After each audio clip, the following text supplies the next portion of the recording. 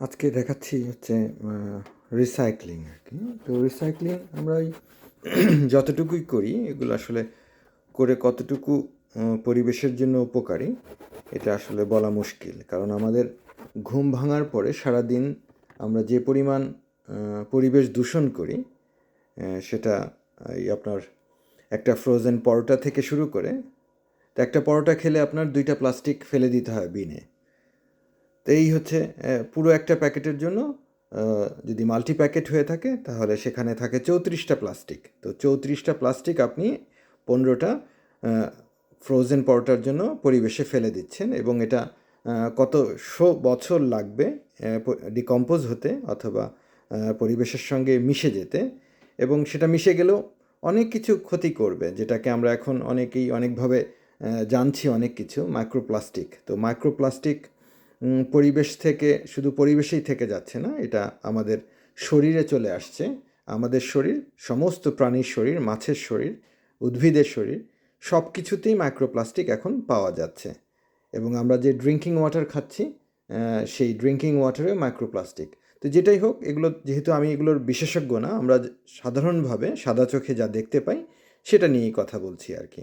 তো আমি বাগান করি, আমি বাগান করে পরিবেশের কতটা উপকার করছি আমি ঠিক জানি না, বিকজ এই বাগান করতে যে আমাকে বিভিন্ন ধরনের মেটেরিয়াল কিনতে হচ্ছে অথবা বানাতে হচ্ছে, এবং সেটার রেসিডুয়াল ইফেক্ট হিসেবে আমি পরিবেশ দূষণ করছি। তো আমি সবুজ করে কতটা পরিবেশের জন্য ভালো করছি এটা আসলে খুবই মানে প্রশ্নবোধক একটা বিষয়। যাই হোক, সারা বছর যে প্লাস্টিক কার্ডবোর্ডের যে কন্টেনারগুলো আসে সেটা এই টিউব অথবা বিভিন্ন ধরনের প্যাকেজিং আমরা পোস্টেজের মাধ্যমে পেয়ে যাই। তো এগুলোকে জমিয়ে রাখি বাগানে ব্যবহার করার জন্য। এগুলো সব সিঙ্গেল ইউজ, এবং সিঙ্গেল ইউজ যত ধরনের প্লাস্টিক, মেটাল, যে কোনো ধরনের কন্টেনারই আমরা বাগানে ইউজ করি। তো এটুকু করতে যে পরিবেশের হয়তো উপকার হচ্ছে, হয়তো হচ্ছে না।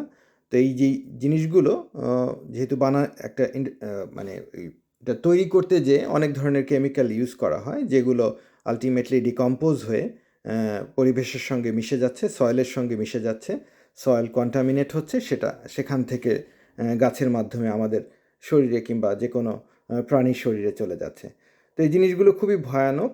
তারপরেও যতটা সিঙ্গেল ইউজ যত ধরনের মেটেরিয়াল আছে যেগুলোকে আমরা ইচ্ছা করলেই বাগানে বিভিন্নভাবে ব্যবহার করতে পারি, যাতে এই জিনিসটা ফার্দার আর তৈরি না হয় আর কি, কিংবা একটু দেরি হলো আর কি তৈরি হতে, এই হচ্ছে বিষয়। তো আমি এগুলো ইউজ করি গাছের জন্য, ফুল গাছের জন্য। সবাই ভালো থাকবেন।